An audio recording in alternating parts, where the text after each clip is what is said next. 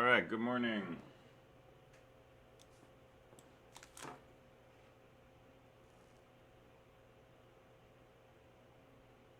How's everyone? Doing pretty well, man. How you doing? Doing pretty well too. Need more sleep. That's okay. That's what coffee's for. That's what coffee's for. I should put some caffeine in this stuff.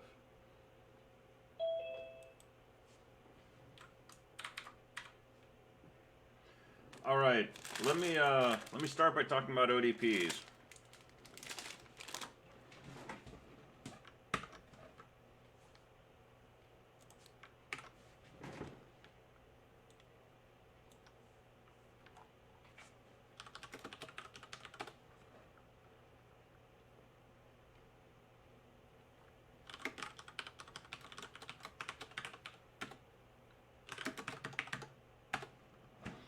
So 207, which you already turned in, the goal was to make this function called link that basically takes two nodes and links them together into a short linked list.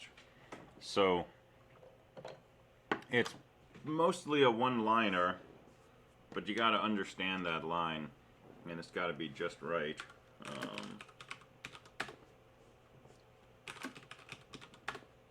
So this is really all you needed to do, right? N1 arrow next equals N2, assuming that your link was declared with arguments N1 and N2. But don't cut this thing short. Don't underestimate the importance of understanding this one line, right? This is a bunch of points of confusion sort of specced out into a single statement.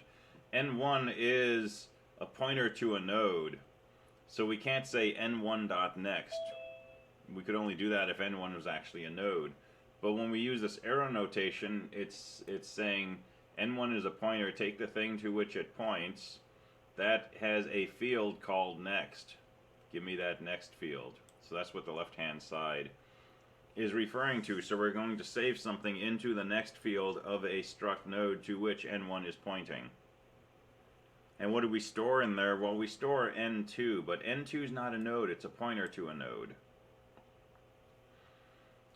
But pointer means an address, right? So we're storing the address of that into next. Well, next is not actually the next node in the list. It's a pointer to the next node in the list. It's an address.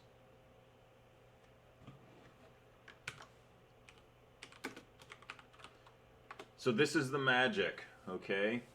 The magic is we're actually dealing with memory addresses.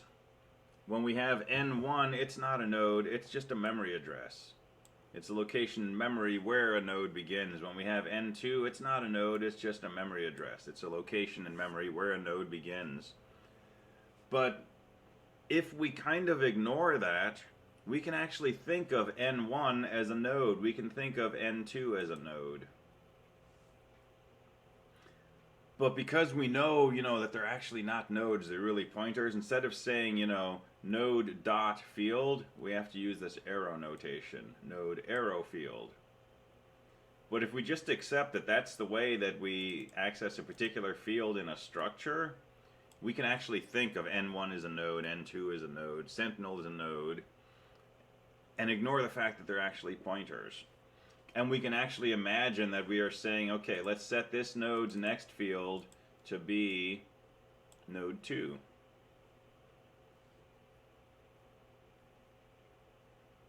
If that confuses you, ignore it. Okay, but it's a different way to think about this that might make more sense for some people. As long as we use this arrow notation, we can kind of forget that N1's a pointer, and we can just use N1 as, that actual box that we draw on paper. If we think about it too much, though, this looks weird because it looks like that lower part of the box that we call next is actually getting a whole node into it. It's not. It's getting a pointer to a node. Right? And that's what works because N2 is actually a pointer. So that may help, right? I think that's kind of the magic, the whole key to to demystifying pointers and linked lists and data structures in general. For me, that's kind of, you know, the essence of it, the most essential point. But it's different for everybody. So if you're still trying to find a way to make peace with this, throw that in the mix and see if it helps. All right, so let's look at the next ODP. So here we're doing something a little fancier. We're building a linked list out of nothing. So you're making a function called build, and all you pass to it is 3 integers, just 3 numbers. And this function needs to create out of thin air a linked list. And your linked list is going to have 4 pieces to it. It's going to have a sentinel node, and then 3 what I'll call data nodes containing the values x, y, and z. And then this build function returns the address of this sentinel. So a pointer to that first node.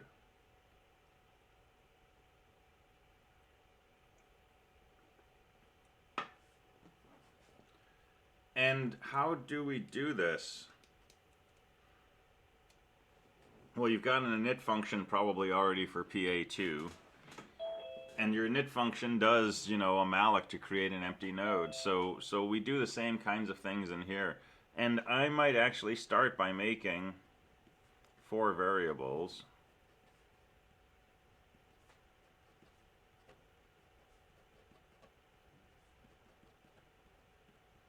Which I'll call sentinel, node x, node y, and node z. Better late than never. No need to apologize. So I'm going to make 4 separate variables that will refer to a struct node. I'm going to call them sentinel, node x, node y, and node z. And allocate space for those.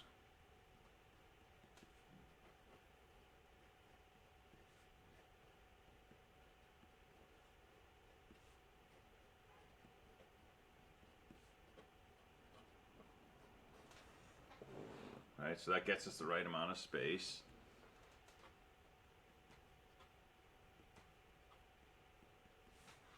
And allocate space for all 4 of them.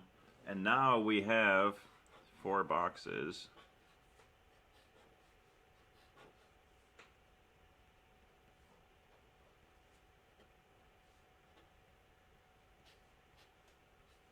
That look like that.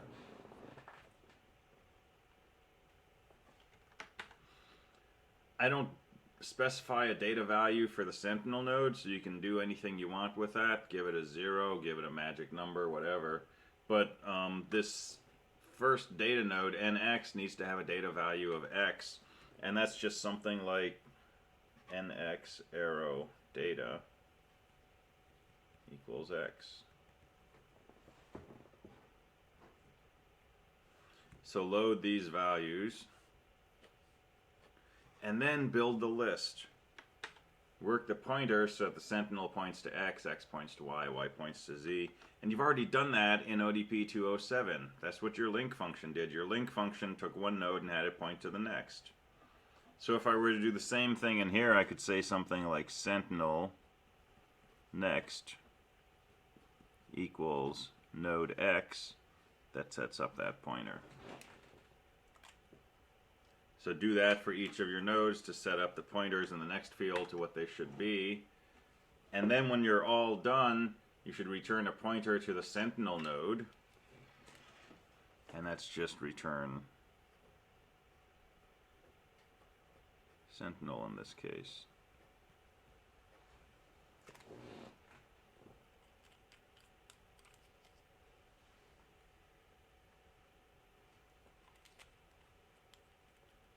So I think you already know how to do all of this, and this is an exercise in putting the stuff together in just the right way. And it's always that business of just the right way, because there's, you know, a number of ways you can write this code, and some of those are correct, and some of them may work but not be correct, and some won't work at all.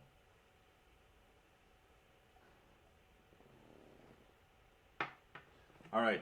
Questions about that? Let's see. I just wrote a while loop with a semicolon after it on accident. Spent 30 minutes trying to figure out why I wasn't doing anything. Yep.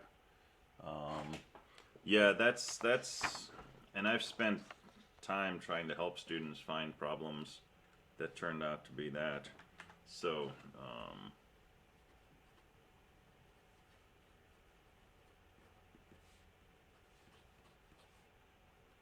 right, that semicolon is a deal breaker. That semicolon makes the body of the while loop empty. And all of this is stuff that'll happen after that while loop exits. So if x starts off less than 0, that's an infinite loop. And if x starts off not less than 0, then this is a no-op and this executes once. That is a really annoying bug to find. Same thing happens with if statements. If you put a semicolon after an if, that will do nothing if the if statement is true, and then the stuff after it is unconditional. But do while requires a semicolon after the while. I guess maybe to make it easier to parse. Yeah, so this is one reason, someone just said in chat, this is one reason I always do curly brackets. Even if I'm only putting a single statement after the if or after the while, I just kind of habitually do curly brackets so I don't have to think about, did I do that?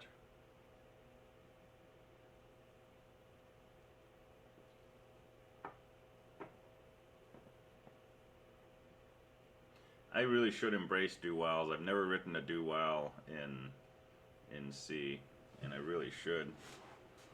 I think it would be a new chapter in my life because it would just open up worlds of possibilities. But I've only done whiles and fors. All right, cool. Any other questions?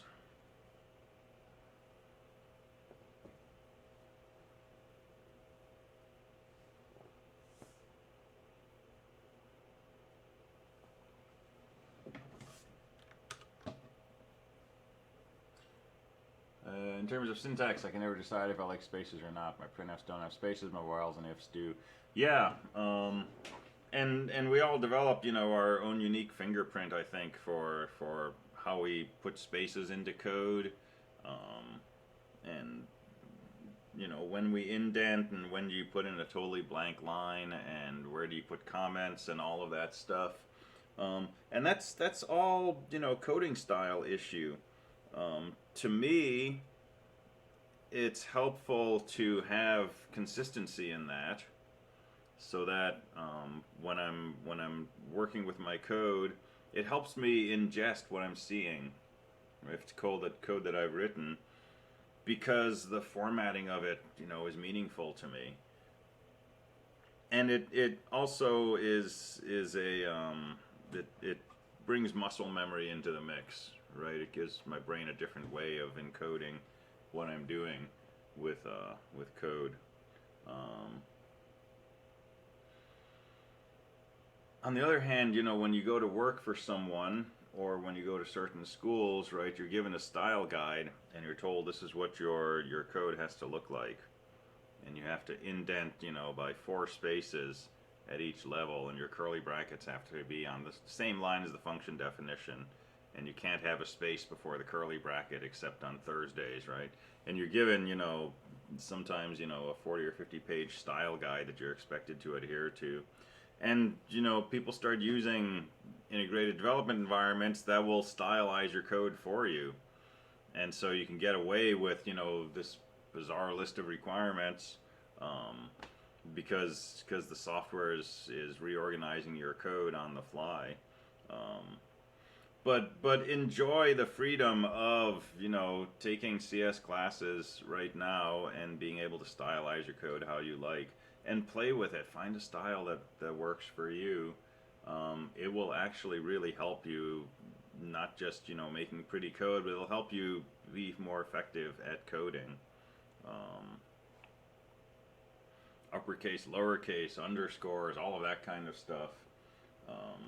So when I learned to program, everything was case insensitive, so there was no camel case. You had to use underscores to break things up. And then, when you get to C and languages that pay attention to uppercase, lowercase, You don't need the underscores, but you still find them all over the place.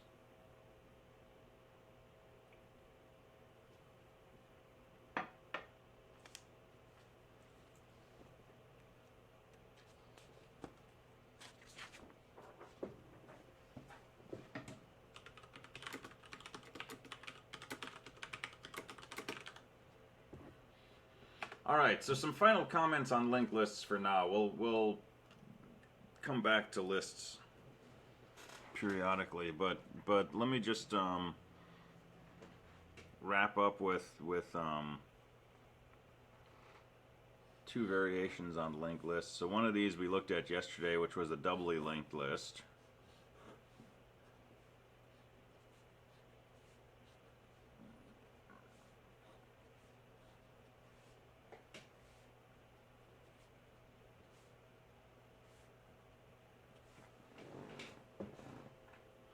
An advantage of this is being able to move in either direction from wherever you happen to be in this list without having to remember a bunch of variables as you move. And so let's say we want to insert a new node in here. Let's say it's a 19. And we might call this new. And so we might begin with a sentinel node, and as we did yesterday, we could just have one struct node pointer. Let's call it C for current. So that points here, and 10 is less than 19, so set C equal to C next. And 15 is less than 19, so set C equal to C next. And when C is sitting here on the 23, we found the spot to insert. We want to insert right before 23. And so we need to squeeze this in between the 15 and the 23. The deal with the doubly linked list is we don't need to have saved this 15 in a previous variable, because we can get to that by saying C arrow previous. And so C arrow previous arrow next equals new, and so on.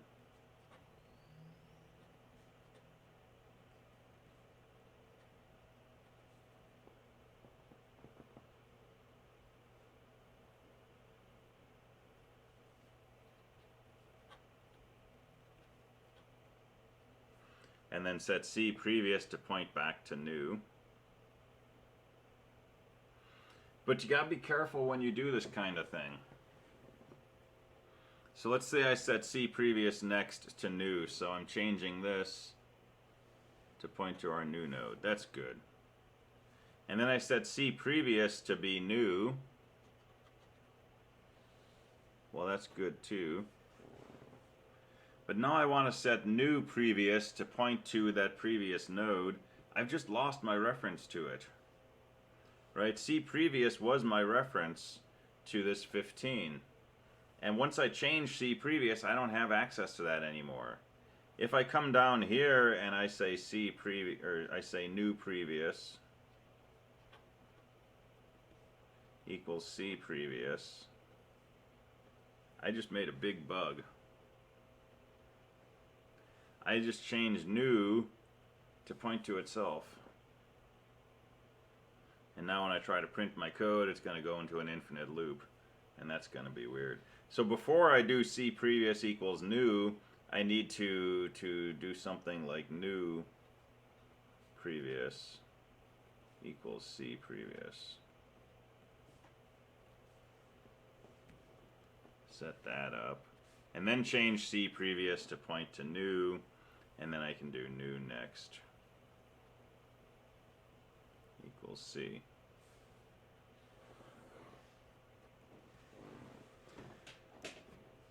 But let me offer a suggestion.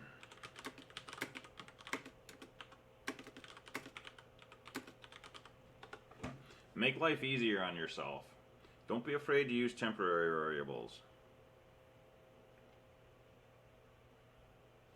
So instead of doing all of this, once I get to the spot where I want to make a change, here's what I can do. I can make a struct node, I can call it P, and just set that equal to C previous. And now I've got a local variable pointing to this. And I can change C previous to be new, and I can still find this previous node. And now I'm in a spot I don't have to worry about, these double references, C previous next and C new previous and so on. All I have to do is previous next is new previous is P, new next is C, C previous is new. Right? It kind of writes itself. So you have to use a temp node, but you don't have to make a node, right? You really just need to do something like struct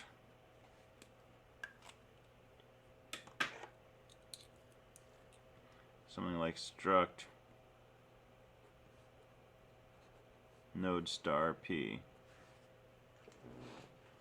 Now P is a pointer. I can set it equal to, the thing that C's previous node points to.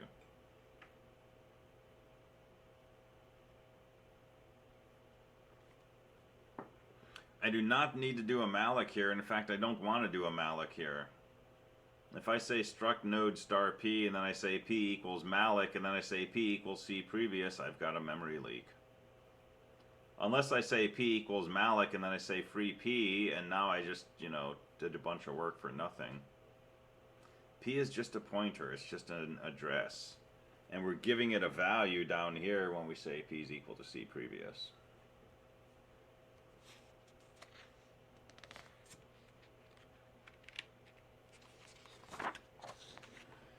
Let's see, chat question. Speaking of temp vars, can you explain a little about heap versus stack memory speed? What could be gained or lost by using local variables? So that's kind of the realm of an operating system course. But stack storage, we're going to talk about stacks next. Stack storage is in the main memory, and it's usually sitting at the end of memory, and it's just kind of a general pool that you can push and pop from. It's used for return addresses, it's used for local variables. It's very, very different from the heap. The heap is, an operating system maintained bundle of memory that is useful when you want to allocate large chunks of space. The stack is useful for, I want a few bytes and I'm going to give them back in a little bit. And particularly when you're going to give things back in the same order in which you've taken them. So when you go into a function, you might need 1,000 bytes of temporary storage for local variables. When you return from the function, you're going to give all that space back. And that works well on the stack. For the heap, right, I might take 1,000 bytes here, 1,000 bytes there, 1,000 bytes somewhere else. And, somewhere I might give back this chunk, and later on I might give back this chunk, and I might hold on to this one forever. And so that would be heap. Stack access is almost certainly faster, but, it's all kind of incremental at this level. Stack access can be handled by the hardware, right? Most machines have stack instructions. The heap is a fairly complex data structure that the OS needs to interact with. You see the same as C++ where class vars are stored on the heap, structure stored in the heap. I do not know. I'm not sure about that. But class variables probably need to be allocated dynamically, so that would make sense that they come from the heap. But local variables in C just go on the stack. Far pointers, I haven't heard that in a long time. I think that goes back to like the early 386 days when you needed a special kind of pointer to reach further than you could with 16 bits or something. I haven't used those in a long time. And I don't think they come up for us in programming in C, but they're still an assembly language thing.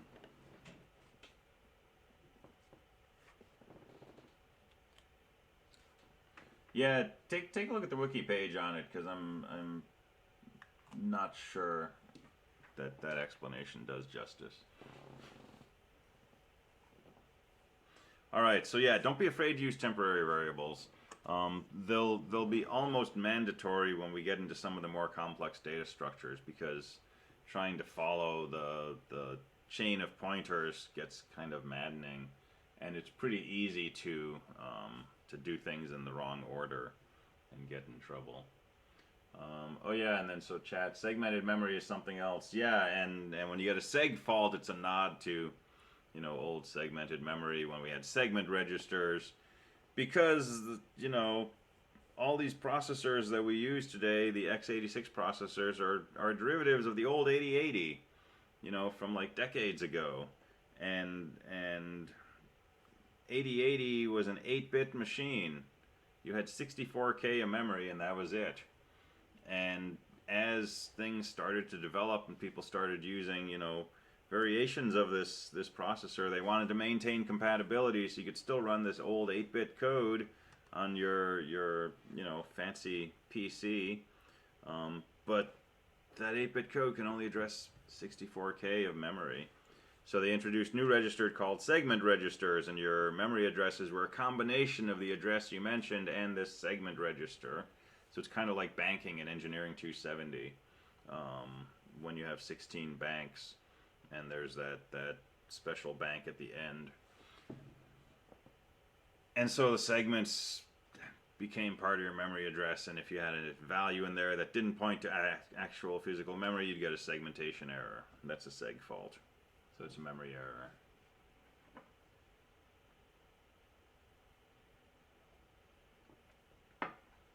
Yeah, 20-bit addresses. That was fun. And they overlapped. It wasn't like a 4-bit seg register either. All right. Cool. Other questions, comments?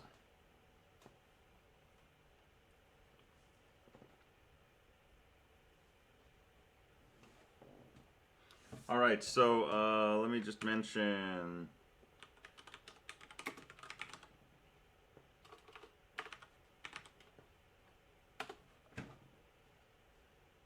let me just mention circular lists. I can explain how it works, but not very well through text.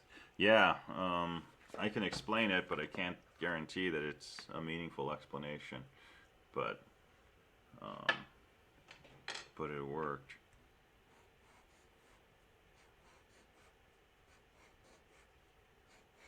I'm playing with a Z80 these days, and it's kind of fun being back in pure 8-bit land with 64K of memory, and that's it. So a circular list looks like a linked list, but the last node, instead of pointing to null, simply points back to the first node in the list. And why would you want to do this? It takes extra work to have a structure like this because, for example, if you want to print the contents of your list, you can't just keep following the next field to another node because you're going to go in a loop forever. So you need to notice, well, what your first node's address is, and each time you go to another node, see if you're back at the start.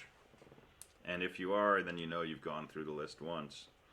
But there's cases where you may not want to think of the list as having a start or an end. You may want a continuous flow of nodes coming to you for some kind of processing.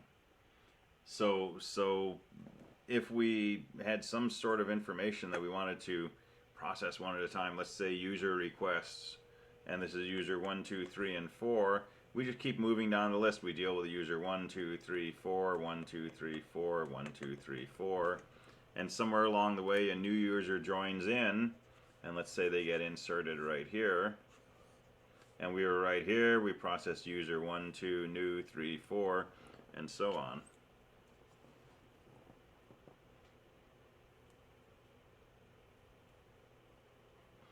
If you wanted to reverse, you could also avoid loops with a counter if you kept track of how many nodes were in the list, and then you could just go forward that many nodes.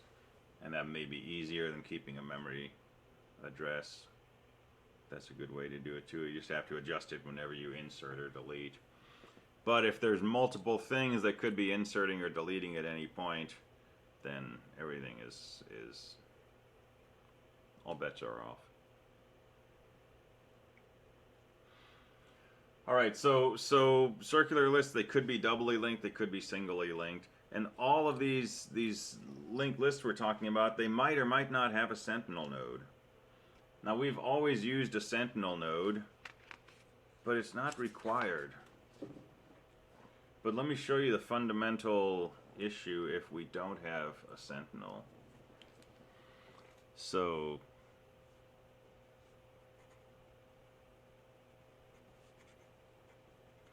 here's the picture if we have a sentinel, 3 pieces of data. Well, here's our sentinel, and there's our 3 pieces of data.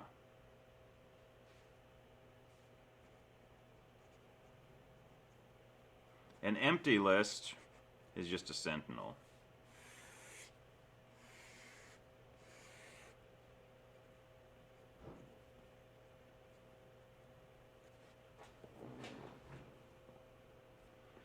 If we don't have a sentinel, a list with 3 pieces of data looks like this. An empty list is nothing. There's no nodes associated with an empty list if there's no sentinel. It's null. And null is a weird thing to try to deal with. And so that's one reason we like sentinel nodes for linked lists. It avoids the case where our entire list is missing, right? I talk about handles, so you have a handle right on your cup that you use to get a hold of it. We have a handle to a linked list. We call it the sentinel node. Where's my list? Well, I'll pick it up by the sentinel, and if I want a function to do something with it, I'll hand the sentinel to the function. And even if the list is empty, I've still got a handle. If there's no sentinel, my handle is this first node. But if the list is empty, there's no handle anymore because there's no first node. And so I call my function and I pass it null instead of a node. And that just takes some extra handling. It's not impossible, it's not even that difficult, but it takes some extra work. The other issue with the sentinel is, it stops the first node from being special. If you want to delete the first node, the sentinel is the same. If our handle to this list is the first node and we delete the first node, our handle changes. The way we get a hold of the list is now this second node. If we insert something before this first node, that node we insert, that's the new thing that we use to get a hold of the list. So the handle changes. So we generally do linked lists with sentinel nodes in this class, but it's really just a convenience. And it's a convenience we'll get away from when we move to binary trees, which are really just linked lists with extra stuff.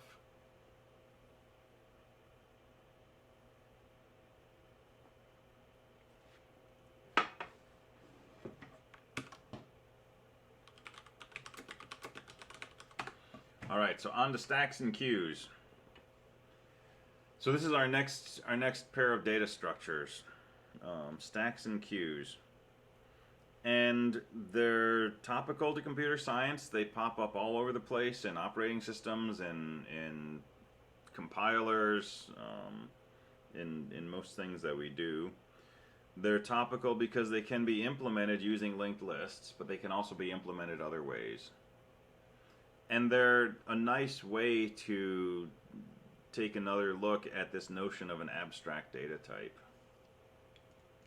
So let me start with a high-level view of what stacks and queues are, and then we'll drill down into more and more detail. We'll start off with a higher-level view, and we'll go through some examples of what stacks and queues look like, and think about what our interactions with them are. And we're not going to talk about implementing these things in code until tomorrow. So high-level view of a stack. So here's my quintessential stack. So think of your favorite Chinese buffet and the pile of plates next to the buffet that you walk over and you take a plate off the top and you wipe it because it's always wet. and then you know, put your food on it. And so there's this collection of plates in this spring-loaded container, and there's a plate sitting on top. So you come in and you take this plate off. And when you do that, this stack of plates moves up, and now this plate is sitting on the top of the stack. The next person who comes in takes this plate, and now this third plate is sitting on the top of the stack. So you continue with this until, you know, let's say there's 3 plates on here, so let me call these 1, 2, and 3. And now the dishwasher comes out carrying a whole bunch of plates, and they put the plates on here. So they put plate 4, and plate 5, and plate 6, and plate 7. Okay, they only washed 4 dishes. So the last plate they put on was plate 7. That's the first plate that somebody's going to take off. Plate 1 was the first plate that was put into the stack first thing in the morning when the restaurant opened. Dishwasher brought out clean dishes, started putting them in here. This was the first one that got put in. But the first one that's going to be taken now is plate 7. If no customers come along and the dishwasher brings out 2 more plates and puts down 8 and 9, now the first one that's going to be taken out is plate 9. So yeah, someone just said, this is last in, first out.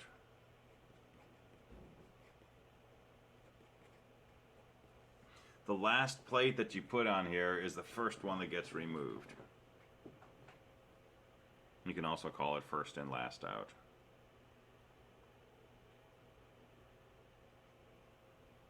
All right, this is a intrinsic data structure.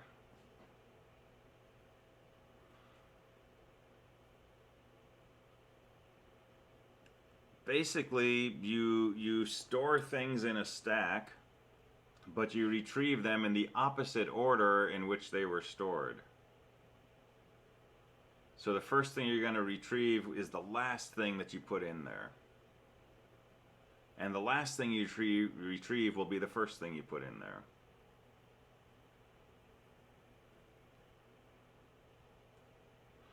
And this works great for some things. This works great for doing function calls. Let's say you're writing a program. You've got bash, and it makes a call to your main program, which makes a call to fgets, which makes a call to getCar, which makes a call to read.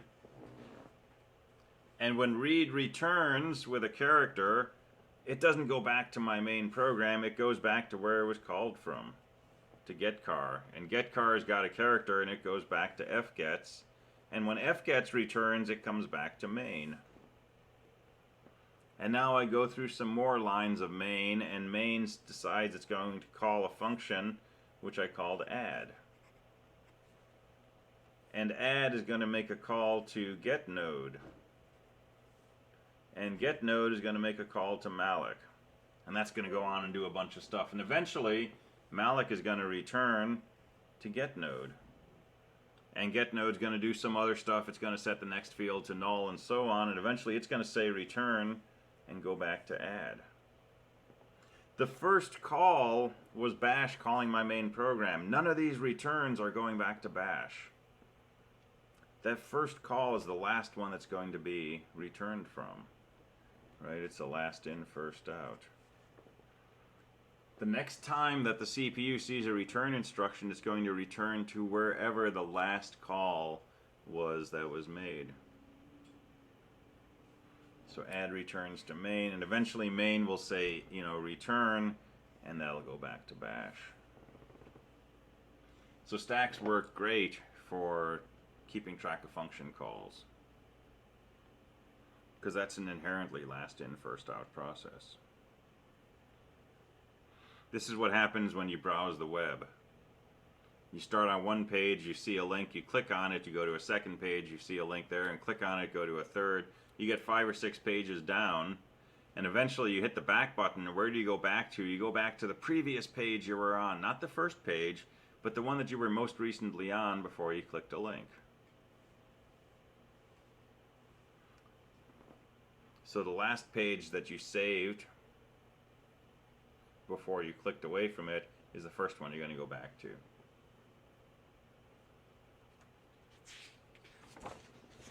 It's a fundamentally different thing when you have a queue. A queue is a first in, first out.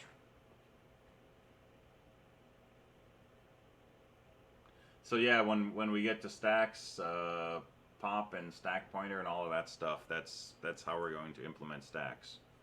So all that stuff from 270.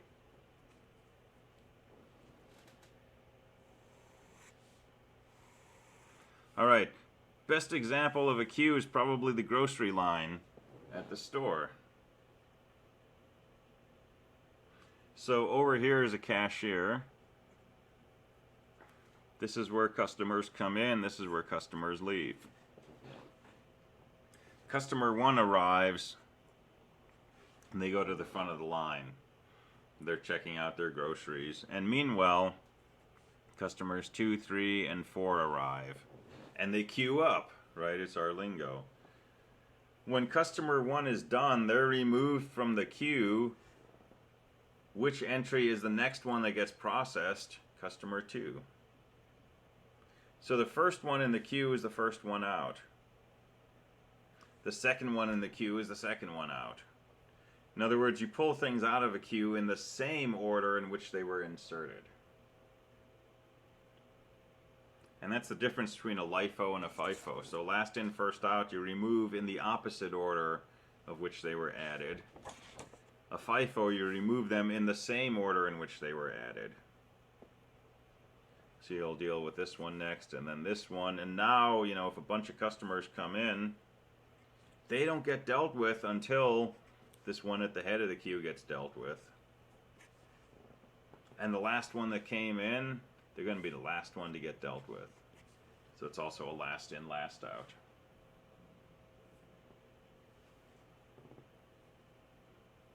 Works great for a grocery line.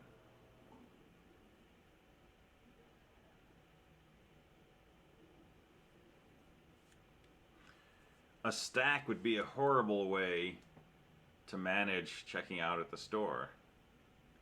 Because the first customer to show up in the morning probably wouldn't get checked out until the end of the day. Right? They'd show up and new customers would come in and they'd go on top of the stack and they'd be the first one to come out. And every time a new customer arrived, they'd basically go to the head of the line. Right? So these are fundamentally different.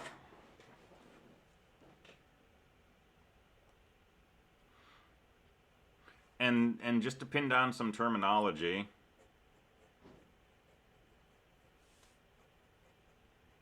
when we talk about queues, we're always going to remove from the head and insert at the tail.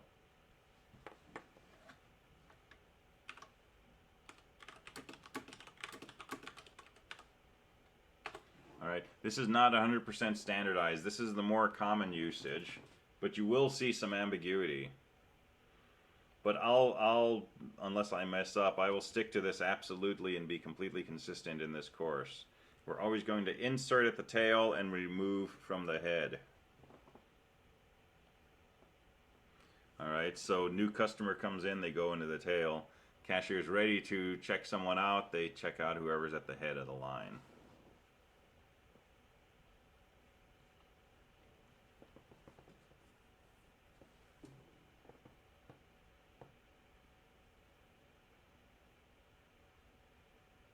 Yeah, we pop this up in Git also. Yeah, there's kind of a queue structure going on in Git actually. When you're like X commits behind or ahead.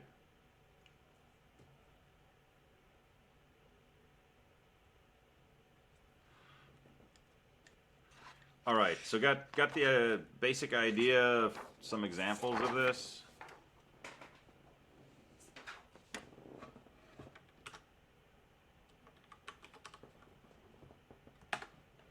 So let's think about these as abstract data types.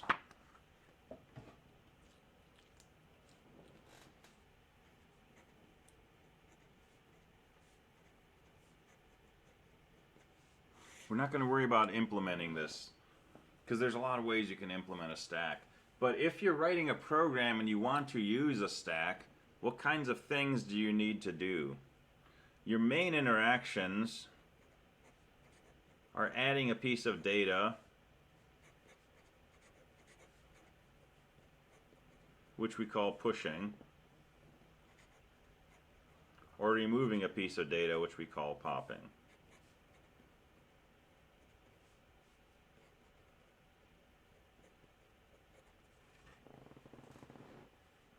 So push, you usually give it a variable of whatever type of thing you want to push in your stack, and it adds it to the stack and somehow keeps track of where it is. And popping typically goes in and says, give me what's the next thing that should be removed from the stack, so the last thing that was pushed. And those are our two main interactions, but we also usually need some kind of initialization. And we may want some information like, is the stack empty, or if it can run out of space, is it full?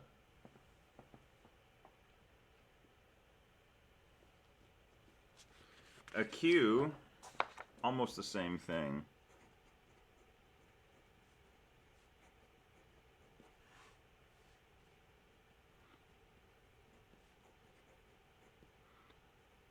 Except we don't use the words push and pop, we use insert and remove.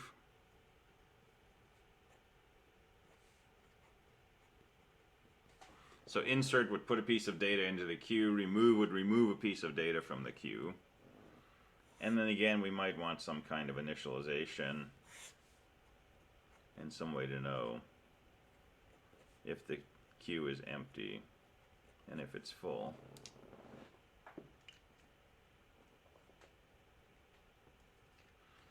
Here's the important thing though. If we're thinking of a queue as an abstract data type, this is what it looks like to us. Right? There's an insert and there's a remove. So insert says, you know, add to the queue. Remove says remove first thing that was added. If we're writing a program that needs to use a queue, we're going to call init, insert, remove, is empty, is full. We're not going to worry about how those functions are implemented.